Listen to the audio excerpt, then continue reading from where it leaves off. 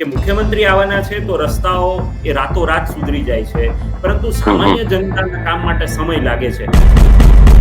અનેક એવી સોસાયટીની અંદર રહીશોએ એવું લખ્યું કે અમે મતદાનનો બહિષ્કાર કરીએ છીએ. તેમને રોડ રસ્તાથી માંડીને સામાન્ય જે સુવિધાઓ કંઈક મળવી જોઈએ તેની અંદર એમનો અસંતોષ જોવા મળ્યો. તમને લાગે છે કે જૂનાગઢના મતદારો એ નિરસ છે કે પછી સંપૂર્ણ ભાજપ તરફી મતદાન થશે? આપણે ઘરમાં કોઈની ન હાચવીએ કે બીજાનો વાક કાઢીએ, કાયદેસર એને કોઈ એક મેમ્બર પણ નહોતો મળતો, સભ્ય. ત્યારે એની પાસે કાર્યકરો નથી, કોઈ વોર્ડમાં કાર્યાલય ખોલી શકે એવી પોઝિશન નથી. અત્યારે પણ એવી જ હાલત છે. નમસ્કાર, હું છું ભૂમિત જાની અને આપ જોઈ રહ્યા છો સત્યાર્થ મંથન. ગુજરાતની અંદર સ્થાનિક સ્વરાજની ચૂંટણીના પડઘમ વાગી ચૂક્યા છે અને હવે ખરેખરીનો જંગ એ ગુજરાતની અંદર શરૂ થઈ ચૂક્યો છે. આ બધા જ વચ્ચે જુનાગઢ એ એવું એપી સેન્ટર રહ્યું છે કે જેની અંદર સતત ચર્ચા થઈ રહી છે, કારણ કે અત્યાર સુધીમાં 9 જેટલી બેઠકો પર ભારતીય જનતા પાર્ટીના ઉમેદવાર એ બિનહરીફ ચૂંટાઈ ચૂક્યા છે. એટલા માટે આ જ મુદ્દે અત્યારે ગુજરાતની અંદર ચર્ચાઓ થઈ રહી છે. આક્ષેપ પ્રત્યાક્ષેપની રાજનીતિ એ દરેક ચૂંટણીની અંદર થતી હોય છે અને એટલા માટે જ આ મુદ્દા પર અને ખાસ કરીને જુનાગઢના વિકાસના મુદ્દા પર વાત કરવા માટે જુનાગઢ મહાનગરપાલિકાના પૂર્વ ડેપ્યુટી મેયર ગિરીશ કોટેચા મારી સાથે જોડાયા છે અને તેમની સાથે આ મુદ્દે આ વિડીયોની અંદર વિસ્તૃત ચર્ચા કરવાની છે. આગામી શું તેમનું પ્લાનિંગ છે મહાનગરપાલિકાના વિકાસને લઈને, જુનાગઢના વિકાસને લઈને, એ મુદ્દે આપણે તેમની સાથે ચર્ચા કરીશું અને તેઓ મારી સાથે જોડાઈ ચૂક્યા છે. ગિરીશભાઈ, આપનું સ્વાગત છે ચર્ચાની અંદર. સાહેબ, ત્યાંથી જ શરૂઆત કરવી છે કે સૌથી પહેલા તો જે રીતે ભાજપે 9 બેઠકો જીતી લીધી છે, એક તરફ એવું કહેવાય રહ્યું છે કે એક રણનીતિનો ભાગ હોઈ શકે અને બીજી બાજુ લોકો એવી પણ ચર્ચા કરી રહ્યા છે કે શું લોકશાહીમાં આવું થઈ શકે ખરા? આપ આ વાતને કેવી રીતે જોઈ રહ્યા છો, કારણ કે 9 બેઠકો તો અત્યાર સુધીમાં બિનહરીફ થઈ ચૂકી છે? સાહેબ, આપણે ઘરમાં કોઈને ન હાચવીએ કે બીજાનો વાક કાઢીએ, કાયદેસર એને કોઈ એક મેમ્બર પણ નહોતો મળતો, સભ્ય. હરેક વોર્ડમાં સામેથી જતા હતા, ભાઈ કોક તો ઉભો રહેવા તૈયાર થાય. નથી સંગઠન, નથી કાર્યકરો. ચૂંટણી આવે ત્યારે હો દેકારો કરે. 9 સભ્યો સાહેબ એવી રીતે કોઈ ફોર્મ ખેંચી લે તો તમે ધરાર દે હોય કે ખાલી એક ટેકાવા ખાતર ટેકાવ, બાકી અમે અમારે બીજું હોય. હવે પ્લાનિંગ પણ નથી. ઈ છોકરાઓ પાછા સામેથી આવે, અમને ધરાર આપી કે પણ અમારે તમારી સામે ઉભું નથી. આ જે 2 વોર્ડમાં હાલત થઈ ને, એ આ જ હાલત થઈ સર. ગિરીશભાઈ, લોકશાહીની અંદર ચૂંટણી એ મહત્વનો આપણો ભાગ હોય છે અને જ્યારે જ્યારે આવું થાય ત્યારે મતદારોની અંદર એક ક્યાંક નિરસતા જોવા મળે. તો એ તમને લાગે છે કે જુનાગઢના મતદારો એ નિરસ છે કે પછી સંપૂર્ણ ભાજપ તરફી મતદાન થશે? કારણ કે છેલ્લા 10 વર્ષથી કોર્પોરેશનની અંદર ભાજપ છે. સાહેબ, સંપૂર્ણ ભાજપ તરફી છે. મેં તમને હમણાં જ વાત કરી ને સાહેબ, પ્રેક્ટિકલી આપણે જમીન ઉપર આવો ને તો સામેથી ને તમે જાઓ, તમારે હાથમાં લ્યો, તમારે કોઈ લેવા દેવા જ નથી. એને જઈને એમ કહ્યું કે તમે ટિકિટ તમને આપીએ, બાકી કઈ વોર્ડમાં ઉમેદવાર નો ઉભા કરી શકે? પાવરફુલ ઉમેદવાર નો માને બધી જગ્યાએ ઉભા કર્યા હોય કે આમ લડાઈ કરી શકે, ફોર્મ ખેંચી નો વિચાર પણ ન આવે. તમે તમારા મનથી એક વિચારજો સાહેબ, એવી રીતે રણનીતિ કરતા પણ જયારે એની પાસે કાર્યકરો નથી, કોઈ વોર્ડમાં કાર્યાલય ખોલી શકે એવી પોઝિશન નથી. અત્યારે પણ એવી જ હાલત છે. રણનીતિનો ભાગ કરતા પણ સાહેબ સામે કોઈ હોવું તો જ ને, બહારની લોકો કોઈ ઉભું રહ્યું તો એવો વ્યક્તિ તો ગોતો કે જે હટી ન જાય. એટલે ક્યાંક કોંગ્રેસની અંદર પણ ખેંચતાણ છે, આંતરિક જૂથવાદ છે અથવા તો વિવાદ છે, ઈ છે. વિખવાદ છે. હા સાહેબ, બીજું એવી રીતે કોઈ ફોર્મ ખેંચે, હાલો ફોર્મ ખેંચવા આપના ત્રણે ખેંચી લીધા, ટોટલ 4 આણે ખેંચી લીધા. તો તમારી પાસે આ તો જે અમારે 14 નંબરનો વોર્ડ છે ને સાહેબ, એ ઉજળિયાત વર્ગ છે મોટો. અહીંયા લુવાણા, વાણિયા, બ્રાહ્મણ, પટેલ. તો એવા ઉમેદવાર ન મળે કોંગ્રેસને કે જે બેસ્ટ ઉમેદવાર હોય, ખરેખર પ્રજાની વચમાં રહ્યો હોય, તો ફોર્મ ખેંચવાની ક્યાંથી વાત આવે? તમે પ્રજાની વચમાં રહ્યા હોય, અમારે બાલાભાઈ રાણા છે, તો એ વોર્ડની અંદર એક કામ ત્યાં બાકી નથી. એની સામે અત્યારે નહીં, ક્યારેય પણ એ ચૂંટણી હાર્યો નથી. 6 ટર્મથી ને જીતે છે. તો હવે એનું કામગીરી જ એવી છે અને સામે પાછું આ લોકો પાસે ઉમેદવાર તો હોય છે ને, તમે ગમે એને મૂકી દો, એને પાર્ટીએ સાહેબ લેવા દેવા નથી. કોંગ્રેસનો સિમ્બોલ આપ્યો એટલે કોંગ્રેસનો સિમ્બોલ થી કઈક જૂનો કાર્યકર છે કોંગ્રેસનો, 20-25 વર્ષથી કામ કરતો હોય, મહામંત્રી રહી ગયો હોય, ઉપપ્રમુખ, તો તમે એવાને આપો ને, તમે ગમે એને ટિકિટ આપો તો થોડા ટકવાના હોય સાહેબ. જુનાગઢના મુદ્દા ઉપર વાત કરવી છે ગિરીશભાઈ આપની સાથે. એક પણ આપ ડેપ્યુટી મેયર ત્યાં રહ્યા, અમને ઘણા એવા સમાચારો મળ્યા, ખાસ કરીને છેલ્લા અમુક દિવસોમાં અનેક એવી સોસાયટીની અંદર રહીશોએ એવું લખ્યું કે અમે મતદાનનો બહિષ્કાર કરીએ છીએ. તેમને રોડ રસ્તાથી માંડીને સામાન્ય જે સુવિધાઓ કંઈક મળવી જોઈએ તેની અંદર એમનો અસંતોષ જોવા મળ્યો. આ બાબતે આપનું શું માનવું છે? કારણ કે આપ તો મહાનગરપાલિકાની અંદર પદાધિકારી તરીકે રહ્યા અને આ પરિસ્થિતિ અત્યારે જોવા મળી રહી છે. તો મતદારો અસંતુષ્ટ છે કામગીરીથી, ભાજપની કામગીરીથી? સાહેબ એક વાત કરું, તમને પણ ગળે ઉતરી જાય ને બધાને ગળે. સાહેબ આજ 2 વર્ષથી ને જુનાગઢ થી અમે નીકળીએ ને એટલે જેતપુર થી રાજકોટ પહોંચતા 3.5 કલાક થાય. શું કામ એને? ઓવરબ્રિજ ના કામ ચાલુ છે એટલે 6 લેન નું કામ ચાલુ છે. જી. આ 1 કલાકમાં પહોંચી જાવ. અમે પોતે કંટાળી જાય ત્યારે પણ પાછું મનમાં એ પણ વિચાર આવે કે આખા રોડ ઉપર જબરજસ્ત જેસીબી ને હિટાચી ને કામ ચાલુ છે. તો અમારી જુનાગઢમાં પણ સાહેબ એવી પોઝિશન થઈ કે અમે 750 કરોડના ભૂગર્ભ ગટરના, પાણીની પાઇપલાઇનના અને ટોરેન્ટોના ગેસના કામ કર્યા. ખાડા કર્યા વગર સાહેબ પાઇપ નખાય? તો જે માણસોને એ પણ ખબર છે ને, માની લો કે ઘણી વાર ન્યૂઝ ચેનલ અથવા સોશિયલ મીડિયા બધું જોયું આની હાલત શું છે, પણ કોઈ પણ રાજકીય માણસને સાહેબ એનું ખરાબ બોલી ગમે ખરું? ખાડા હેના માટે કર્યા? એક ખાડો કરો 10 ફૂટ સાહેબ પાઇપ નાખવા પડે. ટોરેન્ટોના પાઇપ એટલે કે ગેસની પાઇપલાઇન 10 ફૂટ અંદર નાખવી પડે. આજ 50%માં ઘરે ઘરે ગેસના કનેક્શનો આવી ગયા. પાણીની પાઇપલાઇન નાખીએ સાહેબ, જૂની પાણી બધી લાઈન કાઢી નાખીએ. 200 કરોડ રૂપિયા સરકારે એના આપ્યા. પેલા તો સાહેબ કોરોના ટાઈમે ભૂગર્ભ ગટરના 350 કરોડ મંજૂર થયા હતા. તો બીજા હતા મજૂર પણ નહોતા મળતા સાહેબ. અને 2 વર્ષ મોડું કામ ચાલુ થયું. તો 2 વર્ષ મોડું કામ ચાલુ થયું. હવે સાહેબ ઈ કામ પછી ભૂગર્ભ ગટર જ્યાં જ્યાં થઈ છે ને ત્યાં સાહેબ કાયદેસરની સુપરસીડ કરી. ધોરાજીમાં જો રોડ 10-10 ફૂટ 10-10 ફૂટ ખોદવા પડે સાહેબ. અને કેના માટે કરીએ તો પબ્લિક માટે થઈને. હવે અમારે સાહેબ એવું થઈ ગયું છે કે 350 કરોડના ટોટલ ભૂગર્ભ ગટરના પાઇપ નખાઈ ગયા. બીજા 350 કરોડ રૂપિયા આપ્યા. એ પાઇપ જોડાણના આપ્યા. એ પછી ટોરેન્ટોના 200 કરોડ રૂપિયા પાઇપલાઇન ફિટ કરવાના આપ્યા. એ જ રીતે 200 કરોડ રૂપિયા પાણીની પાઇપના આપ્યા. હવે આ બધા કામ સાહેબ જમીનના થયા. હવે મેજોરિટી જમીનના કામ સાહેબ પૂરા થવા આવ્યા. જુનાગઢમાં હવે ટોટલ હું તમને ચેલેન્જ ફેંકીને કહું કે 269 કરોડ રૂપિયાના રોડ રસ્તાના કામના ટેન્ડર પણ દેવાઈ ગયા. ટેન્ડર ખુલી પણ ગયા છે, વર્ક ઓર્ડર પણ અપાઈ ગયા છે. સાહેબ એક ખાડો કરીએ ને આપણે, એને સેટલ થવા માટે ટાઈમ લાગે. ચોમાસું આવતું હોય, પોઝિશન એવી હતી કે પેલા નિર્ણય કરવાનો હતો કે સાહેબ અમારું આ જૂનું જુનાગઢ છે, ગલી ઊંચી વાળું જુનાગઢ છે, નાના નાના રોડ છે, કરવું કે ન કરવું? અમને રાજ્ય સરકારમાંથી સીધી સૂચના આવી હતી કે કામ એકવાર કરી નાખો. ગંદા પાણીનો નિકાલ સાહેબ ભૂગર્ભ ગટરનું છે, એ પછી ગંદા પાણીનો જે નિકાલ છે ને, અત્યારે અમારે 4 જે મેં પ્લાન્ટો ફિટ કર્યા છે ને એમાં ગંદુ પાણી થાય છે અને શુદ્ધ થઈને આજુબાજુને દેવાનું. હવે કોઈ નદી તળાવમાં ગંદુ પાણી ન જવું જોઈએ. પેલા પોઝિશન સાહેબ એવી હતી, હિંમત કરીને સાહેબ પગલું ભર્યું. અમને પણ ખબર હતી સાહેબ, અમે ગાડી લઈને નીકળે, અમારા ઘરના પણ ગાડી લઈને નીકળે કે સ્કૂટરમાં નીકળે તો એનો તકલીફ પડતી, પણ થોડીક તકલીફ સહન કરવી પડે. અત્યારે ભવનાથમાં સાહેબ જે ડેવલપમેન્ટ છે, ભવનાથમાં અત્યારે પણ કામ ચાલુ છે. શિવરાત્રી પહેલા બધું કામ પૂરું થઈ જવાનું. તો અંતે સાહેબ અમે કરીએ એમ જબરજસ્ત રીતે એક ટીમ થઈને કામ કર્યા હતા. માણસોને સાહેબ ખાડો માની લો સોશિયલ મીડિયામાં બતાવો તો ખાડો શું કામ ખોઈ દો? માણસોને તકલીફ પડે એટલે ખોઈ દો. તો એને પૂછો કે આમાં શું નાખ્યું, તો એમ તો કહેવાના જ ને આમાં અત્યારે છે ને આ લોકો ભૂગર્ભ ગટરના પાઇપ નાખે છે, પાણીની પાઇપલાઇન. ખાલી ખાડો બતાડો, પણ ઈ રહેવાસીને પૂછો કે આ ખાડો આ લોકોએ શું કામ ખોઈ દો છે? કોઈને ગમે સાહેબ. રાજકારણમાં મારી 7 ટર્મ થઈ, 15 વર્ષ પ્રમુખ રહ્યો, 5 વર્ષ વિરોધ પક્ષનો નેતા રહ્યો અને 10 વાર એક દાયરો ડેપ્યુટી મેયર બન્યો. તો ગામમાં સાહેબ આ કામ કરવા માટે કોઈ પણ કામ થાય ને સાહેબ, પેલા આપણે અમદાવાદ જતા કેટલી વાર લાગતી, અત્યારે અમદાવાદ સુધીના તમે રોડ જો તો તમે 3 કલાકમાં અમદાવાદ પહોંચી જાય. એવી જ પોઝિશન જુનાગઢમાં પણ નવી સાહેબ આખી જૂનવાણી રાજાશાહીની ગટર કાઢી અને નવી ગટર કરવાની હતી. પાઇપ જૂના કાઢી નવા ફિટ કરવાના હતા. ટોરેન્ટોની ગેસ લાઈન ફિટ કરવાની હતી. હવે સાહેબ આ કામ કર્યા છે તો પ્રજા તો જોવે છે ને એનું રિઝલ્ટ પણ તમને આ ચૂંટણીમાં 18મી તારીખે મળી જાય સાહેબ. ગિરીશભાઈ, એક પ્રશ્ન એ પણ ઉઠી રહ્યો છે કે ઘણા બધા લોકો એ જ્યારે મુખ્યમંત્રી થોડા સમય પહેલા જુનાગઢની મુલાકાતે આવવાના હતા ત્યારે સોશિયલ મીડિયા પર ખૂબ જ વિડીયોઝ વાયરલ થયા હતા કે મુખ્યમંત્રી આવવાના છે તો રસ્તાઓ એ રાતોરાત સુધરી જાય છે. જો કઈ જગ્યાએ ભૂગર્ભનું કે XYZ કામ ચાલતું હોય તો એ રાતોરાત પૂર્ણ થઈ જાય છે, પરંતુ સામાન્ય જનતાના કામ માટે સમય લાગે છે. આવો આક્ષેપ લોકો તરફથી, આ કોઈ કોંગ્રેસ તરફથી નહીં, પરંતુ ઘણા બધા લોકો જુનાગઢ વાસીઓ એવું કહેતા હોય છે. આ વાત પર આપનું શું કહેવું છે? સાહેબ મુખ્યમંત્રી આવવાના હોય કામ ચાલુ હોય તો એ તો અમે જ્યાં કમ્પ્લીટલી રોડ થઈ ગયો હોય ત્યાંથી ને લઈ આવ્યા. જ્યાં રોડનું કામ ચાલુ છે એ તો બંધ તો ન કરી શકાય.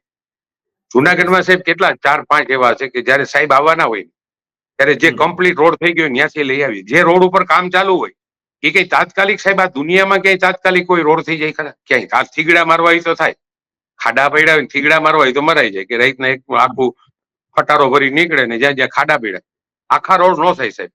એટલે અમારે જયારે સાહેબ આવવાના હોય ત્યારે આખું આયોજન માની લો કે કલેક્ટર કરતા હોય, એસપી સાહેબ કરતા હોય, કમિશનર કરતા હોય, તો જે રોડે માની લો કે જ્યાં કામ ચાલુ છે ત્યાં તો સાહેબ નીકળે તો કામ થોડું બંધ થઈ જવાનું છે.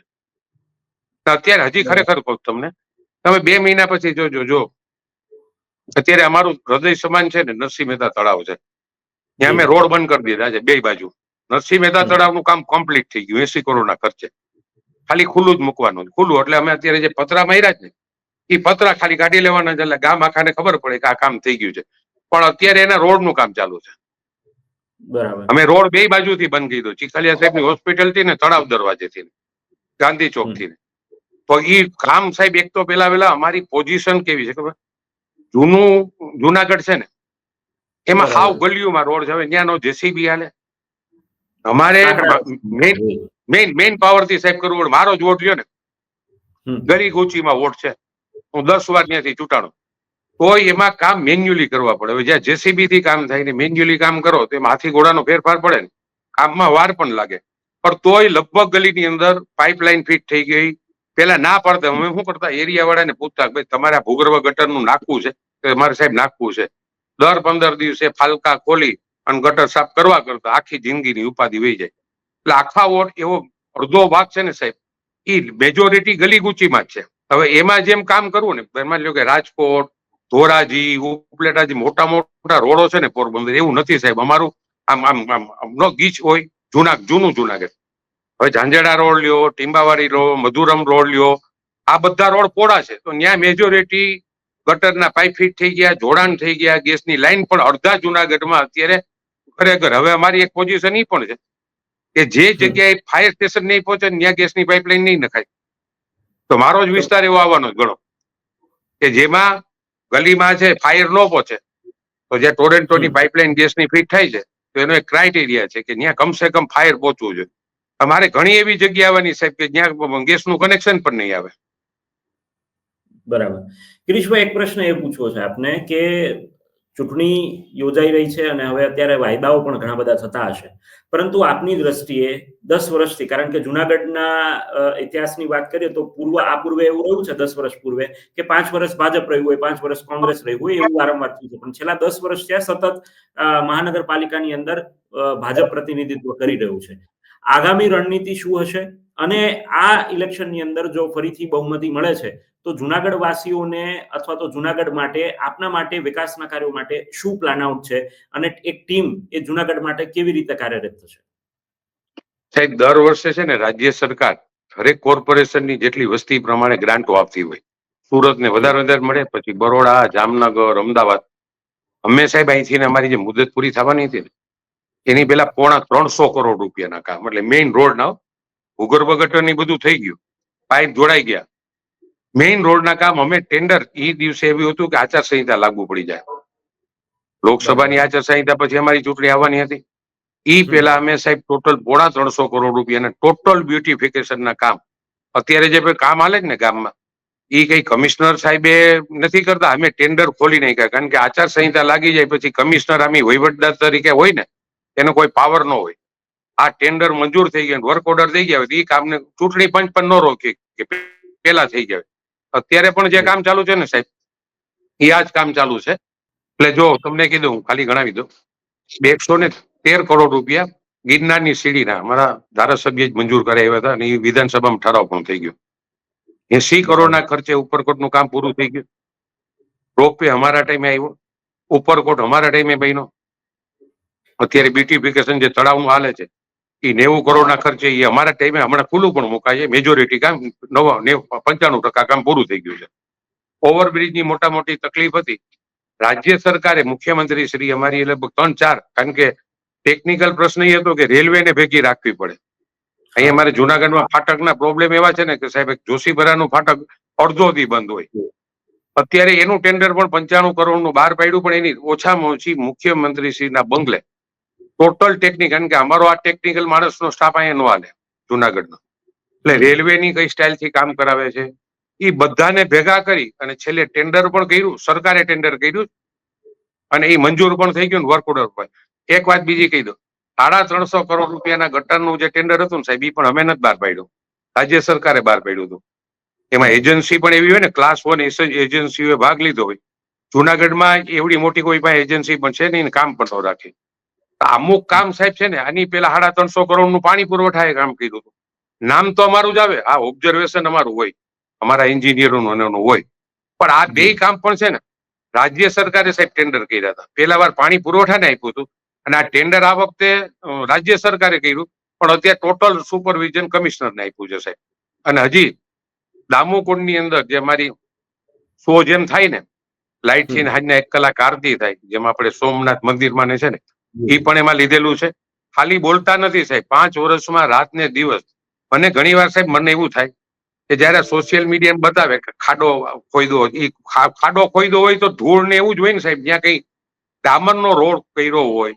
ને આ વખતે સાહેબ એવું નક્કી કર્યું, ઘણી વાર એવું પણ બન્યું કે રોડ કર્યો હોય ને તોડવો પડ્યો. પણ અમે આ વખતે છેલ્લે કમિશનર એમ કીધું ભલે કદાચ ગમે એટલી બદનામી થાય ને, 3 પાઇપ અંદર વયા જાય, ઇવન ટેલિફોન ના પણ વાયરો વયા જ આવે છે, પછી રોડ નો ખોદાવો જોઈએ.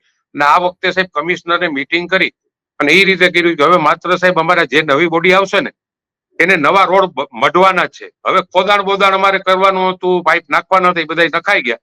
નવી જે બોડી આવશે ને એ પછી તમને હજી 2-4 મહિનામાં તમે પછી આવશો ને જુનાગઢ, ત્યારે તમે કહો કે ના તમે કહેતા હતા સાચું હતું સાહેબ. તો ચોક્કસથી ગિરીશભાઈ, એક અંતિમ પ્રશ્ન પૂછવા માંગુ છું. કોંગ્રેસ વારંવાર એવા આક્ષેપ કરતી આવી છે, ત્યાંના સ્થાનિક નેતાઓ પણ આક્ષેપ કરતા આવ્યા છે કે કોર્પોરેશન કામ કરે છે, પરંતુ સત્તાધીશોનું ભ્રષ્ટાચાર અને તેની અંદર જે કોન્ટ્રાક્ટરોની મિલીભગત છે તેના કારણે જુનાગઢનો વિકાસ રૂંધાઈ રહ્યો છે. આવો આક્ષેપ ઘણી વખત કરવામાં આવ્યો છે. આ આક્ષેપ પર આપનો જવાબ શું છે? સાહેબ એક તમને હું કહી દઉં, હવે પેલા એવું હતું કે સાહેબ ટેન્ડર વાર પડતા ત્યારે પોસ્ટમાં જતા, રેલવે માંથી કરો ને પછી ટેન્ડર ખોલવા પેલા પહોંચી જાય.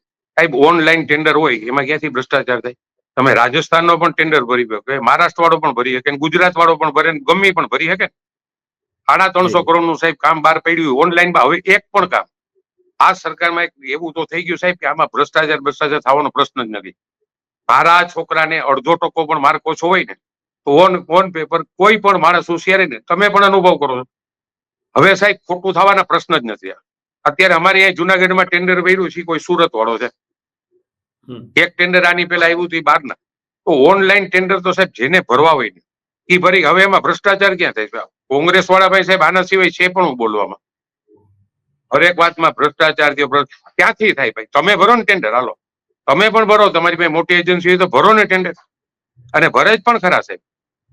ટેન્ડર મોટા હોય ને સાહેબ, એની ક્લાસ 1, 2 એની કેટેગરી હોય છે, જે જુનાગઢમાં તો કોઈ પાસે છે નહીં. ઓનલાઈન ટેન્ડર ભરવાનું હોય, એમાં 8 દિનનો ટાઈમ હોય, તમારે ભાવ ભરવાના હોય, જેનો ઓછો ભાવ હોય એને ઓર્ડર મળે. અને એમાં સાહેબ આ જીવન નો ખોટું થઈ શકે, તમે પણ તપાસ કરી લેજો. હવે ઓનલાઈન ટેન્ડર બહાર પડે ને સાહેબ, એમાં ખોટું ન થઈ શકે, કોઈ પણ ન કરી શકે. ચોક્કસથી.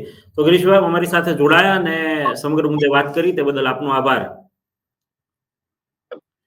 તો આ હતા ગિરીશ કોટેચા કે જેમને જુનાગઢના મુદ્દે આપણી સાથે વાત કરી, અને ખાસ કરીને જુનાગઢની અંદર જે પરિસ્થિતિ છે, અત્યારે 9 જેટલા ઉમેદવારો છે તે બિનહરીફ ભાજપના ચૂંટાઈ ચૂક્યા છે. આ પ્રકારની પરિસ્થિતિ છે અને હજુ જ્યારે મતદાન થશે ત્યારબાદ જ સાચી ખબર પડશે કે ખરા અર્થમાં કોણ આ વખતે ફરીથી જુનાગઢ મહાનગરપાલિકાની સત્તા પર બિરાજી રહ્યા છે. બાકી જનતા અને કોંગ્રેસ પ્રત્યાક્ષેપની રાજનીતિ કરવામાં આવી રહી છે. જનતા એ આ બધા જ વચ્ચે પીસાઈ રહી છે. જુનાગઢના વિકાસના અમુક મુદ્દાઓ છે અને અમુક જે પ્રશ્ન હતા તે અહીંના તેમના જ પૂર્વ ડેપ્યુટી મેયર ગિરીશ કોટેચા સાથે એ પૂછવાનો અને તેમની માહિતી લેવાનો આ પ્રયત્ન કર્યો છે. આપ જુનાગઢની અંદર કયા મુદ્દાઓ પર વાત કરવા માટે ઈચ્છી રહ્યા છો, અથવા તો જુનાગઢની અંદર હાલ શું પરિસ્થિતિ છે, કયા વિકાસના કામો થવા જોઈએ જે નથી થઈ રહ્યા, એ આપ કમેન્ટ કરીને જરૂરથી જણાવશો. અને સાથે જ અમારો વિડીયો પસંદ આવ્યો હોય તો અમારું ફેસબુક પેજ લાઈક અને ફોલો કરવાનું, યુટ્યુબ ચેનલ સબસ્ક્રાઇબ કરવાનું ભૂલશો નહીં. અત્યાર બસ આટલું જ. મને આપશો રજા.